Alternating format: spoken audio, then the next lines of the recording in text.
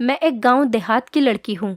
मैं अपने गांव से इकलौती लड़की थी जिसे उसके घर वालों ने बाहर पढ़ने के लिए भेजा था, वरना गांव में कोई भी लड़की 5वीं क्लास से ज़्यादा नहीं पढ़ी थी, क्योंकि गांव में कोई इससे बड़ा स्कूल ही नहीं था। शादी से कुछ दिन पहले मेरे मंगेतर ने मुझसे मेरी पवित्रता साबित करने को कहा। हमारे गांव में बाबा जी का आश्रम था। उस आश्रम में एक कुटिया बनी हुई थी जहां लड़की को 5 दिन गुजारने होते। अगर लड़की कुंवारी नहीं होती तो वो गायब हो जाती, और अगर 7 दिन बाद सही सलामत वहाँ से वापस आ जाती तो इसका मतलब वो कुंवारी है। मैंने बहुत मना किया कि मुझ पर ये जुल्म ना करें, लेकिन मुझे ज़बरदस्ती उनके आश्रम में ले जाकर बंद कर दिया गया। और एक दिन उस कुटिया में मैं सो रही थी। बीच रात में मेरे साथ जो हुआ, मेरी तो रूह कांप गई, क्योंकि वहाँ पर मेरे साथ घर पर शादी की तैयारियां जोर शोर से हो रही थी। मैं बहुत खुश थी। मेरे मंगेतर का नाम राहुल है और वो हमारे गांव के ज़मींदार के यहाँ नौकरी करता है। हमारा रिश्ता भी गांव के ज़मींदार ने ही करवाया है। वो बहुत धनी और भले आदमी हैं। मेरी दोस्तें मुझे राहुल के नाम से छेड़ रही थी। मैं राहुल को पहले से नहीं जानती थी। वो मेरे पापा के दोस्त का बेटा था। मैं दुल्हन बनी अपने कमरे में बैठी थी। जब बारात के आने का शोर मेरे कानों तक आया तो मैं और ज़्यादा खुश हो गई थी। मैं अपने गांव की सबसे होनहार और पढ़ी लिखी लड़की थी। सारे गांव में इंटर पास करने वाली मैं पहली लड़की थी। मेरे पापा किसान थे, लेकिन मुझे पढ़ने का बहुत शौक था। 5 क्लास पढ़ने के बाद मैं अपने गांव में आगे नहीं पढ़ सकती थी, क्योंकि वहाँ पर स्कूल सिर्फ 5वीं क्लास तक ही था। इसीलिए मैंने अपने पापा से बहुत ज़िद की कि मुझे आगे पढ़ने दें, लेकिन मेरे पापा बिल्कुल नहीं चाहते थे कि मैं आगे पढ़ाई करूं। लेकिन मैं भी कहाँ मानने वाली थी। मैंने अपने पापा को प्यार से समझाया। जब वो नहीं माने तब मैं उनसे नाराज़ हो गई और कई दिनों तक मैंने खाना भी नहीं खाया, जिससे उन्हें मेरी ज़िद के आगे झुकना ही पड़ा। लेकिन उन्हें इस बात का डर था कि कहीं मैं बदल न जाऊं और बाहर जाकर बिगड़ न जाऊं। उन्होंने ये भी सुन रखा था कि जब लड़कियां ज़्यादा पढ़ लिख जाती हैं तो वो किसी की नहीं सुनती, अपने माँ बाप तक की बात नहीं मानती और माँ बाप से बहस भी करती हैं। इसीलिए मुझे आगे पढ़ने से रोक रहे थे। लेकिन मेरे पापा ने मेरे आगे ये शर्त रखी कि जहाँ वो चाहेंगे वहीं मेरी शादी होगी। मुझे तो सिर्फ आगे पढ़ना था, इसीलिए मैंने उनकी शर्त हंसी खुशी स्वीकार कर ली। गांव के पास कोई स्कूल नहीं था जहां मैं आगे की पढ़ाई कर सकती थी, इसीलिए मुझे शहर भेज दिया गया और मैं वहीं हॉस्टल में रहती थी। 15 दिन के बाद गांव को आती थी। जब भी मैं घर वापस आती थी तो गांव के लोग मेरे पापा को ताने मारते थे। वो कहते थे कि ये तो इसे पढ़ा लिखा रहा है, आगे चल के यही बेटी तेरी नाक कटवा देगी, फिर तू कहाँ मुंह छुपाएगा।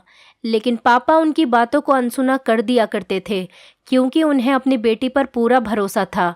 जैसे ही मैंने इंटर की परीक्षा पास की और अपने गांव वापस लौटी, पापा ने मेरी शादी का फैसला आनन फानन में कर दिया था। जब मैं घर वापस आई तो पापा ने मुझसे कहा, रोशनी, 2 हफ्ते बाद तुम्हारी शादी है। जैसे ही उन्होंने मुझसे ये कहा, मैं एकदम दंग रह गई। लेकिन पापा ने मुझसे पढ़ाई के बदले ये वादा किया था कि वो जहाँ कहेंगे मैं वहीं शादी करूँगी। फिर मैंने भी अपना वादा निभाया। खुशी खुशी शादी के लिए राज़ी हो गई और शादी को लेकर पापा से कोई सवाल नहीं किया। मेरी शादी किससे हो रही है, कौन है और कैसा है और क्या करता है, कुछ भी नहीं पूछा। यहाँ तक कि मैंने राहुल को एक बार देखने को भी नहीं कहा। पापा को ये डर था कि मैं शादी के लिए मना करूँगी और वो बहुत बेचैन थे। लेकिन मेरी रजामंदी देखकर वो बहुत खुश हो गए कि उनकी बेटी ने उनका भरोसा नहीं तोड़ा। मैंने भी शहर में पढ़ाई करते वक्त कभी भी किसी लड़के से दिल नहीं लगाया था। सिर्फ वहाँ मैं अपनी पढ़ाई पर ध्यान दिया करती थी और ना ही मैंने कभी सोचा था कि मेरा जीवन साथी कैसा होना चाहिए। इसीलिए मैं अपने घर वालों की खुशी में उनके साथ हंसी खुशी तैयार थी। मैं ये भी जानती थी कि मेरे मुंह से निकला एक भी शब्द मेरे पूरे ख़ानदान की इज्जत मिट्टी में मिला सकता है और पूरे गांव में उनकी नाक कटा सकता है। लोग यही कहेंगे कि बेटी ने 4 क्लास क्या पढ़ लिए, माँ बाप के सामने ज़बान चलाने लगी। मैं अपनी शादी को लेकर बहुत खुश थी। जैसे जैसे शादी के दिन करीब आ रहे थे, मेरे पापा की बेचैनी बढ़ने लगी थी, क्योंकि गांव में सभी लोग मेरी पढ़ाई के खिलाफ थे। और फिर मैं तो पढ़ाई के साथ साथ रहती भी हॉस्टल में ही थी, घर से इतनी दूर। तो गांव वाले तरह तरह की बातें किया करते थे, लेकिन पापा मेरी खुशी के आगे सबको नज़रअंदाज कर दिया करते थे। मगर अब शादी नज़दीक थी तो पापा की बेचैनी बढ़ने लगी थी। लेकिन शादी से पहले मेरी मम्मी मेरे कमरे में आई और जो सवाल उन्होंने मुझसे पूछा उसको सुनकर मैं दंग रह गई। फिर मुझे अपने पापा की बेचैनी की वजह का पता चल गया। मैं सोच भी नहीं सकती थी कि मुझ पर ऐसा सवाल भी उठाया जाएगा। मम्मी मुझसे कहने लगी, 7 साल शहर के हॉस्टल में रहकर आई हो, बड़े स्कूल जाती थी, मुझे बता दो, अपने बाप की इज्जत की अर्थी तो नहीं उठा कर आई हो। वह सबके सामने तुम्हारी पवित्रता साबित होने का इम्तिहान है। अगर कुछ भी गलत हुआ है तो तेरे पापा और मैं तो जीते जी मर जाएंगे। ये कहकर मम्मी रोने लगी। मैंने अपना होश संभाला और मम्मी से कहा कि ऐसा कुछ भी नहीं है। मैं तो सबकी नज़रों से बचकर रहती थी, कभी बुरी संगत का असर अपने ऊपर नहीं पड़ने दिया। मैंने ऐसा कुछ भी नहीं किया है कि आपकी इज्जत की अर्थी उठ जाए। लेकिन मेरी मम्मी मेरी बातों से संतुष्ट नहीं हुई, क्योंकि गांव के लोग उनसे मेरे चरित्र पर सवाल उठा रहे थे। फिर वो कहने लगी कि राहुल कहता है कि शादी से पहले रोशनी को अपने कुंवारे होने का सबूत मुझे देना होगा, तभी शादी होगी। ये सुनकर तो मैं हैरत में पड़ गई। बाहर पूरा खानदान और सारी बिरादरी बैठी थी, बारात भी आ चुकी थी और मेरा होने वाला पति कैसी बेतुकी बातें कर रहा था। भला कोई लड़की अपने कुंवारी होने का सबूत कैसे दे सकती है? मैंने कहा, मम्मी, मैं इस वक्त इस बात का कैसे यकीन दिला सकती हूँ? ये तो बिल्कुल फिजूल सी बात है। वो कहने लगी कि राहुल कहता है कि शहर के हॉस्टल में रहकर पढ़ने वाली लड़कियां बदकिरदार होती हैं, इसीलिए मैं उससे शादी तब तक नहीं करूँगा जब तक वो अपनी पवित्रता का सबूत मुझे न दे दे। तब मैंने अपनी माँ से पूछा कि भला मैं कैसे उन्हें सबूत दूँ? तो इस पर माँ कहने लगी कि राहुल कहता है कि अगर वो बाबा जी के आश्रम में बनी कुटिया में 5 दिन गुजारे और 5 दिन बाद सही सलामत बाहर आ जाए, तभी मैं उससे शादी करूँगा। अगर वो चरित्रहीन हुई तो उस कुटिया से गायब हो जाएगी, शैतान उसे ले जाएगा, क्योंकि वो कमरा आश्रम में है और वहाँ पर पवित्र लोगों ने बहुत तपस्या की है। इसीलिए जब भी किसी लड़की पर शक हो जाता है तो उसे उसी कुटिया में बंद कर देते हैं। उस लड़की को 5 दिन वहीं पर गुजारने पड़ते थे। मैं पढ़ी लिखी थी, इसीलिए ये आश्रम वाली कहानी मेरी समझ में नहीं आ रही थी। आखिर ऐसा कैसे हो सकता है कि एक बंद कमरा लड़की के किरदार का फैसला करे? हमारे गांव में जिस लड़की के किरदार पर शक होता उसे उस कमरे में बंद कर दिया जाता था। अगर वो 5 दिन बाद कमरे से बाहर आ जाती तो उसे पाक समझा जाता, और अगर गायब हो जाती है तो उसे चरित्रहीन समझा जाता। ये कहा जाता है कि शैतान उसे अपने साथ ले गया। मैं ये सोच रही थी कि आजकल के दौर में गांव के लोग किसी लड़की के चरित्रहीन और पवित्र होने का अंदाज़ा इस तरह की बेसिर पैर की बातों से कैसे लगा सकते थे। मैं भला क्यों किसी जंगल में बने आश्रम के एक छोटे से कमरे में बंद हो जाती, वहाँ कैसे सारा दिन गुजारती? मेरी बात बिल्कुल भी समझ में नहीं आ रही थी, क्योंकि अपने पवित्र होने का तो मुझसे बेहतर कोई नहीं जान सकता था। मेरे मम्मी पापा और गांव वाले और पंचायत के लोग भी वहाँ पर मौजूद थे। मैंने कहा कि मुझे ऐसी कोई बात मंजूर नहीं है। मेरी बात सुनकर मेरी होने वाली सास भड़क उठी और कहने लगी, इसका मतलब इस लड़की के दिल में चोर है, तभी ये इस बात से मना कर रही है। अगर इसने बात नहीं मानी तो हम बारात वापस ले जाएंगे। मेरे पापा ये सुनकर लड़के वालों के सामने हाथ जोड़ने लगे कि बारात वापस न लेकर जाएं। मेरी मम्मी मेरे पास आ गईं और कहने लगी, तुम क्यों जिद कर रही हो? अगर तुम पवित्र हो तो उनकी बात क्यों नहीं मान जाती? मेरी मम्मी पापा बुरी तरह से रो रहे थे। मैंने अपनी होने वाली सास से कहा कि अगर आप लोगों को यकीन नहीं है तो किसी हॉस्पिटल ले जाकर मेरा मेडिकल चेकअप करवा लें, आपको यकीन आ जाएगा। अब तो तरक्की हो चुकी है, डॉक्टर आपको सब कुछ सच सच बता देगा। भगवान के लिए इस बेबुनियाद की रस्म पर यकीन न करें और बेकसूर लड़कियों को ऐसे वीराने में कैद न किया जाए। मगर किसी ने भी मेरी एक न सुनी। पापा तो मेरे किसी बेजान लाश की तरह हो गए थे। मम्मी कभी रो रो कर बुरा हाल था, जैसे मैं सचमुच अपना मुंह काला करा कर आई हूँ। मुझ पर लोगों ने बहुत इल्ज़ाम लगाए। मेरे पापा से कहने लगे, तुझे समझाया था ना कि बेटी को बाहर पढ़ने मत भेज, अब अंजाम देख ले। लेकिन तुमने किसी की ना सुनी, अब देख ले अपनी इज्जत उछलते हुए। मैं अपने पापा के सामने बैठकर रोती रही, बिलखती रही कि पापा, मैंने ऐसा कुछ भी नहीं किया है। बेशक मेरा मेडिकल चेकअप करवा लीजिए, मगर सब लोगों को तो बस उसी आश्रम पर यकीन था जिसके झूठे होने की कसम मैं खा सकती थी। भला मेरे बारे में मुझसे बेहतर और कोई कैसे जान सकता है? मेरा बार बार सबके सामने वहां जाने से मना करना मेरा चरित्रहीन होना साबित कर रहा था, और मेरा वहां जाना ही सबको यकीन दिला सकता था। लेकिन ऐसे किसी आश्रम के कमरे में मैं अपने आप को 5 दिन के लिए बंद कैसे कर सकती थी, जहां कोई आता जाता भी नहीं था। लेकिन अपने माँ बाप के आंसू देखकर मैं भी बेबस हो गई। फिर मेरा फैसला करने पंचायत बैठी। पंचायत ने मेरे लिए यही फैसला किया कि मुझे जंगल में 5 दिन रहना पड़ेगा। पंचायत ने भी मेरी एक न सुनी। मैंने भी अपने माँ बाप की खातिर उनका ये फैसला कबूल कर लिया। मैंने दुल्हन का जोड़ा बदला और सिंपल से कपड़े पहन लिए और जाने के लिए तैयार हो गई। लेकिन मुझे बहुत अफसोस हो रहा था कि राहुल ऐसी झूठी और जाहिलाना और घटिया सोच रखता है। मुझे उसकी सोच पर तरस आ रहा था। फिर मैं कुछ गांव के बड़े लोगों और अपने पापा के साथ वहाँ के लिए चल पड़ी और उस छोटे से कमरे में मुझे बंद कर दिया, जहाँ कहीं से रोशनी की एक किरण भी नज़र नहीं आ रही थी। उस कमरे में बस एक चारपाई थी जिस पर मैं बेबसी से लेटी हुई आंसू बहा रही थी। न जाने कैसी अंधेरी नगरी थी। बचपन से मैं इस जाहिलाना रिवाज को होते हुए देख रही थी। जंगल के बीचों बीच आश्रम के कोने में एक कमरा बना हुआ था जहां मासूम लड़कियों को कैद कर दिया जाता था और 5 दिन के खाने पीने का सारा सामान वहां रख दिया जाता था, क्योंकि कमरे के बाहर ताला डाल दिया जाता था और 5 दिन से पहले वहां कोई आता जाता नहीं था। मुझे नहीं पता था कि राहुल को मुझ पर शक क्यों हुआ था। कमरा बिल्कुल बंद था। वहां एक लाइट तक मौजूद नहीं थी जिससे टाइम का पता चल सके। बस एक पंखा चल रहा था। जंगल के पास बिल्कुल सुनसान जगह थी जहां जंगली जानवर आकर दरवाज़ा तोड़कर मुझ पर किसी भी वक्त हमला कर सकते थे। इस डर ने मेरे दिल को दहलाकर रख दिया था। मैं चारपाई पर बैठ गई, लेकिन कमरे का दरवाज़ा लोहे का था। मुझ जैसी पतली दुबली लड़की उसे खोल नहीं सकती थी। मैंने खाने की टोकरी से कपड़ा हटाया तो उसमें बस थोड़े से फल के सिवा और कुछ भी नहीं था। कमरे में पंखे का कोई बटन मौजूद नहीं था और ना ही कोई बल्ब लगाया गया था। वहाँ एक बाथरूम था जिसमें भी अंधेरा था। मैंने पूरे कमरे की अच्छे से तलाशी ली। मुझे कुछ भी दिखाई नहीं दे रहा था। मैं बेबसी से दोबारा चारपाई पर बैठ गई। अभी कुछ टाइम ही गुजरा था कि वहाँ मुझे किसी के आने की आहट होने लगी। मेरे डर से जान निकलने लगी। बाहर कुछ जंगली जानवरों की आवाज़ आने लगी थी और उस पर सितम ये हुआ कि बिजली भी चमकने लगी। बिजली की रोशनी तो कमरे में नहीं आ सकती, पर उसकी आवाज़ से मेरा दिल ज़ोर ज़ोर से धड़क रहा था। फिर वहाँ तेज़ बारिश होने लगी।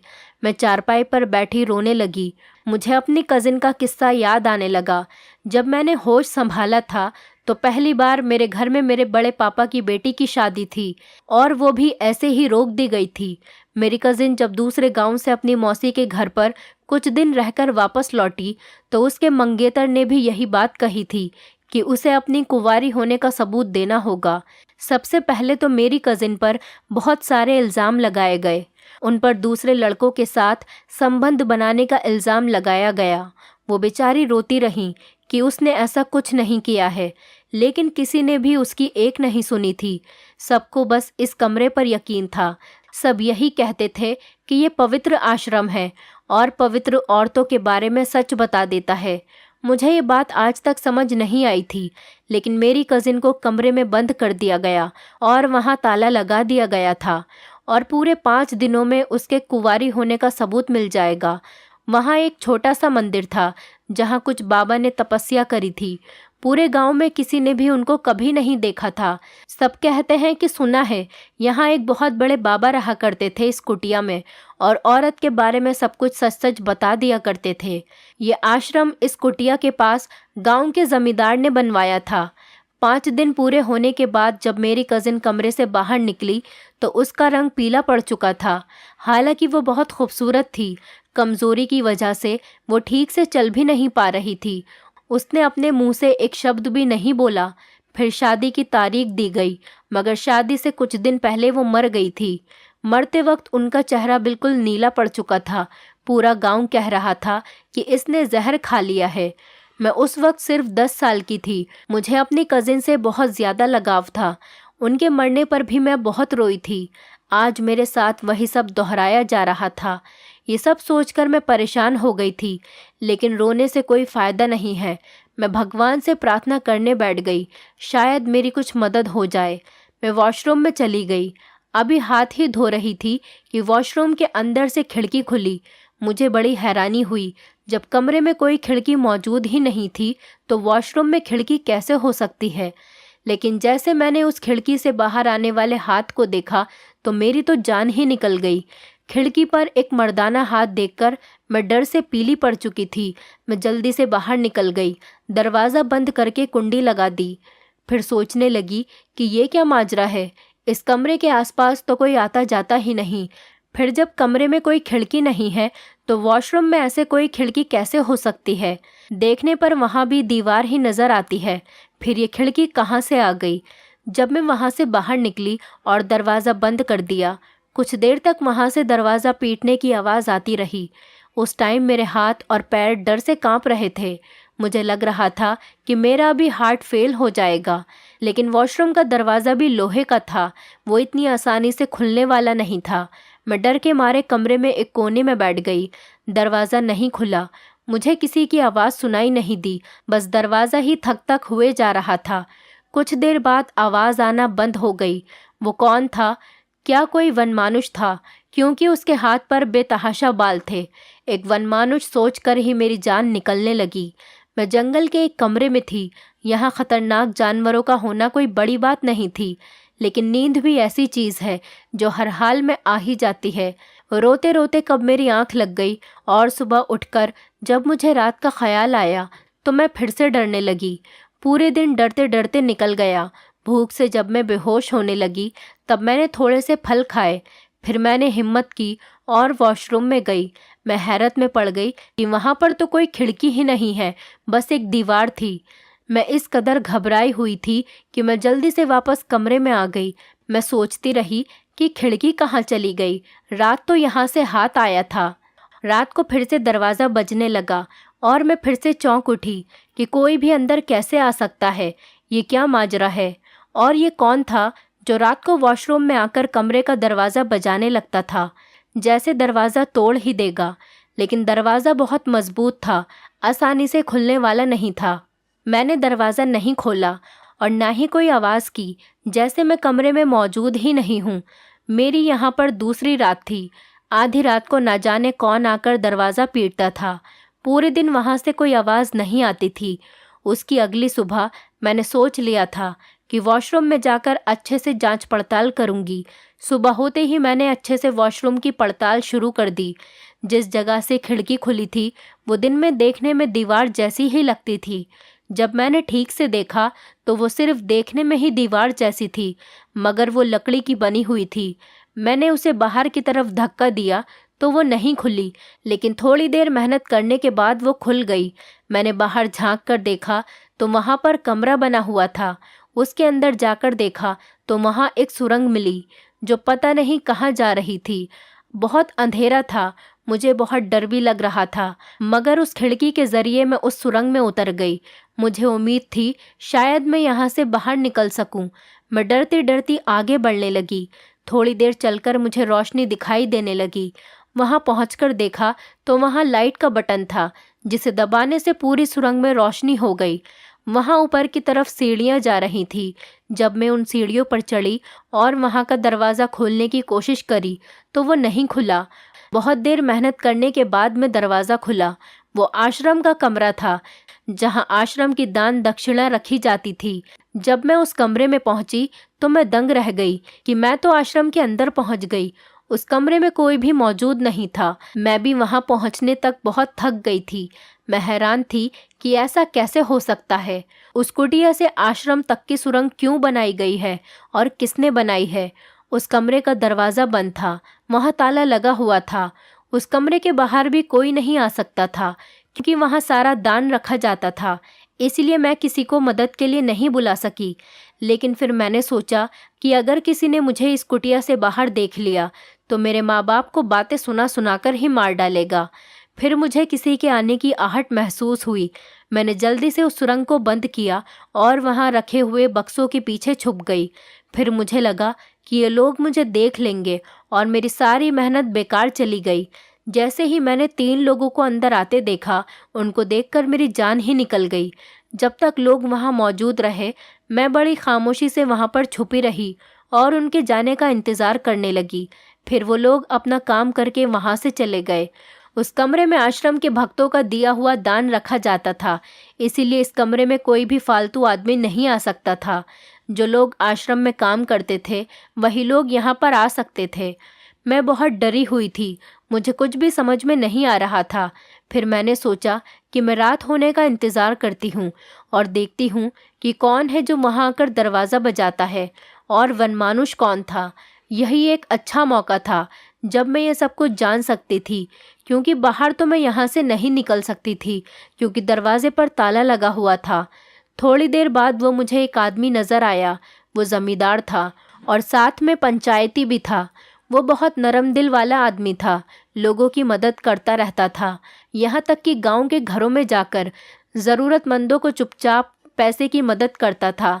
किसी लड़की की शादी हो तो शादी का पूरा खर्चा खुद ही कर देता था कि ये सब मेरी भी बेटियां हैं, इसीलिए गांव की कोई भी लड़की उनसे पर्दा नहीं करती थी, क्योंकि वो हमारे दादाजी की उम्र के थे। पूरे गांव में उनकी बहुत इज्जत थी। पूरे गांव के लोग उन्हें अपना माई बाप मानने लगे थे। उनके बड़े से महल में कई बार मैं जा चुकी थी। उनकी पोती मेरी ही क्लास में पढ़ती थी, मेरे साथ ही हॉस्टल में भी रहती थी, लेकिन वो अमीर थी, इसीलिए हॉस्टल का कमरा उसकी हैसियत के बराबर ही था। मैं गरीब किसान की बेटी थी, इसीलिए एक छोटे से कमरे में रहती थी। मगर उस लड़की में घमंड नाम की तो कोई चीज़ ही नहीं थी। जब भी मुझे गांव जाना होता, वो मुझे अपने साथ अपनी गाड़ी में ही साथ लेकर आती थी। गांव पहुंचकर मुझे मेरे घर छोड़ देती थी, लेकिन मैं मना कर देती थी, मेरे पापा मुझे लेने आएंगे, उनके साथ ही जाऊंगी। मेरी बात सुनकर जमींदार साहब कहते कि बेटा तुम हमारे साथ चलो, मैं तुम्हारे पापा से कह दूंगा कि तुम मेरे साथ आई हो। वो अपनी गाड़ी में ड्राइवर के साथ खुद अपनी पोती को लेने के लिए आते थे। मैं उनकी गाड़ी में बैठ जाती, वो मुझे घर तक छोड़ देते और मेरे पापा से कह देते कि ये मेरे साथ आई है, और मेरे पापा उनका शुक्रिया अदा करते नहीं थकते थे। कई बार अपनी पढ़ाई की वजह से मैं अपने पापा के साथ ज़मींदार साहब के महल में भी गई थी। उनकी पोती मेरी क्लास में ही थी, तो अगर कभी मुझे नोट्स के बारे में कुछ पूछना होता तो मैं उसके घर चली जाती थी। लेकिन आश्रम वाले कमरे में ये क्या कर रहे थे? मैंने सोचा कि आश्रम तो इन्हीं का बनवाया हुआ है, हो सकता है दान का जायज़ा लेने आए होंगे। मैं बहुत खुश हुई, अब मैं बच जाऊंगी और इन्हें सब कुछ सच सच बता दूंगी कि मेरे साथ 2 रातों से यहाँ पर क्या हो रहा है, और ये मेरी मदद करेंगे। लेकिन फिर मैंने जो देखा उसे देखकर मैं दंग रह गई कि ये सुरंग का दरवाज़ा खोल रहे हैं। तो मैं खामोशी से वहीं बैठी रही और देखती रही कि आखिरकार ये माजरा क्या है और उनको सुरंग के बारे में कैसे पता। मैं ये सोचकर खुश हो रही थी कि मेरे मसीहा मेरे सामने खड़े हैं जो मुझे बचा लेंगे और मेरी बात ज़रूर समझेंगे, क्योंकि मैं इस कमरे से भागकर निकली हूँ। लेकिन यहाँ तो मामला ही उल्टा था। ज़मींदार साहब तो अपने 2 नौकरों के साथ सुरंग के दरवाजे पर खड़े थे। उनके एक नौकर ने वनमानुष के कपड़े पहने, फिर दूसरे ने दरवाज़ा खोला और फिर वो सुरंग में चले गए और ये कहते हुए गए कि अगर आज इस लड़की ने दरवाज़ा नहीं खोला तो दरवाजे को तोड़ देना।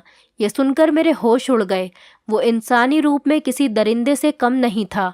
मेरा दिल घबरा रहा था कि मुझे कमरे में ना पाकर वो समझ जाएंगे कि मैं यहाँ से भाग निकली हूँ। अगर इन लोगों ने मुझे ढूंढ लिया तो मुझे जिंदा नहीं छोड़ेंगे। मुझे जल्द से जल्द इस कमरे से निकलना था, मगर कैसे?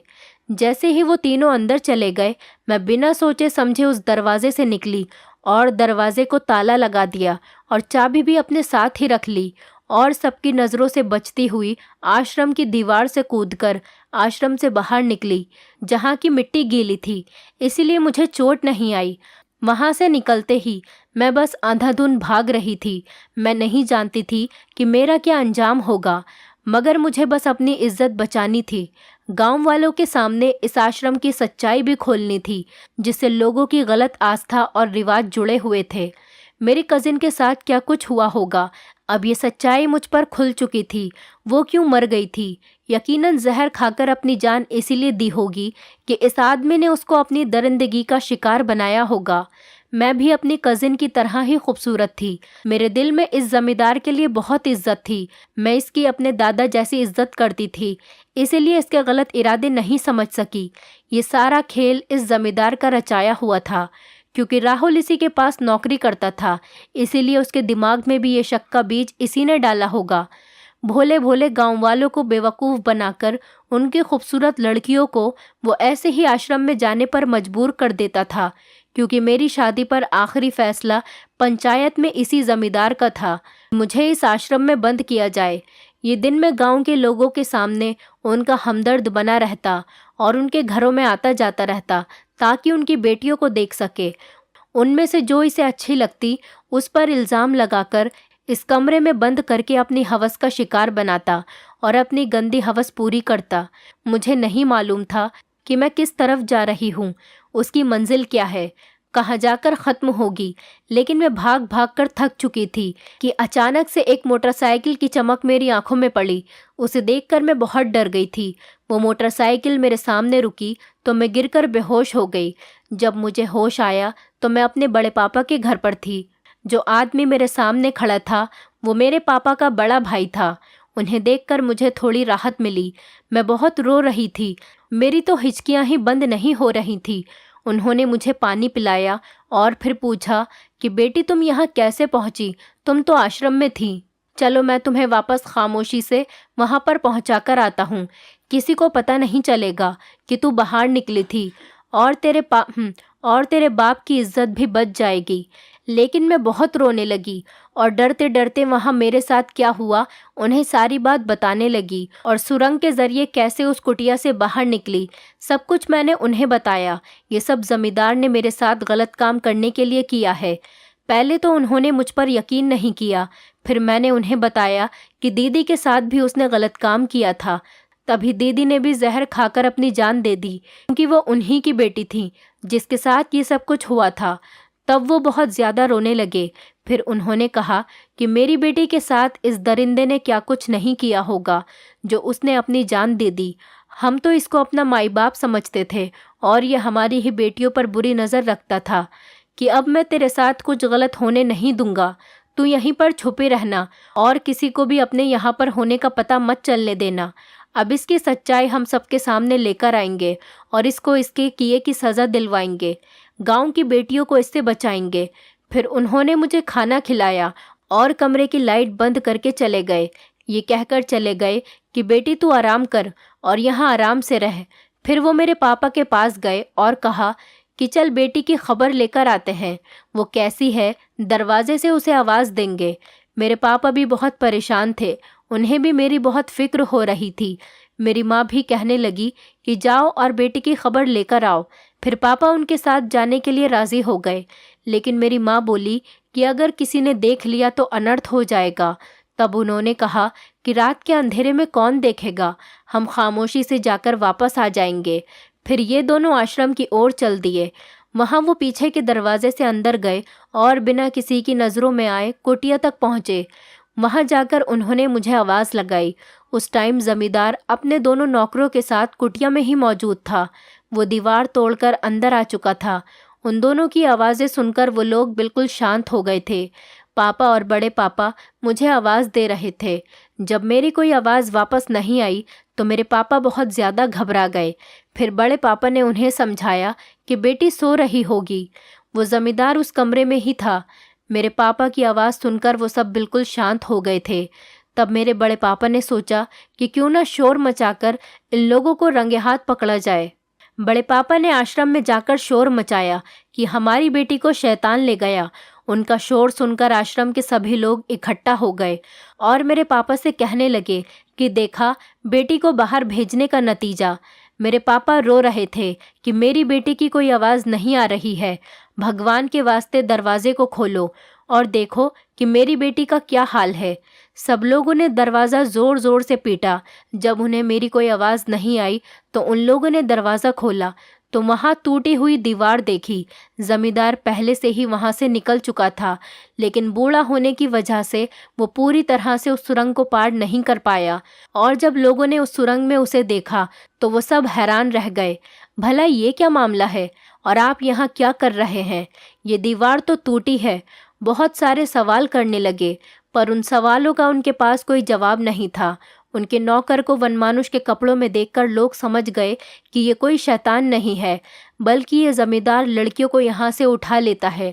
फिर वहाँ पुलिस को बुलाकर पूरे मामले की जांच कराई और जमींदार को पुलिस के हवाले किया और उससे सब पूछने लगे कि वो लड़की कहाँ है, और उसे मुझे अगवा करने के जुर्म में अंदर करवा दिया। सब लोग समझ रहे थे उसने मुझे कत्ल करके कहीं छुपा दिया है। मेरे पापा का तो रो रो कर बुरा हाल हो गया था कि उनकी बच्ची कहाँ गई थी। बड़े पापा ने उन्हें बताया कि वो घर पर है और बिल्कुल ठीक है। तब सब लोग भागे दौड़े घर पहुँचे और मुझे सही सलामत देखकर उनकी जान में जान आई और मुझसे पूरी जानकारी ली। तब तक राहुल भी घर पहुंच चुका था और उसने अपने बर्ताव को लेकर मुझसे और मेरे घर वालों से माफ़ी मांगी और उसने बताया कि मेरे अपवित्र होने वाली बात जमींदार ने उसके दिमाग में डाली और यहाँ रिश्ता करने के लिए भी जमींदार ने ही कहा था और उसके माँ बाप के दिमाग में ये शक का बीज उसी ने डाला था।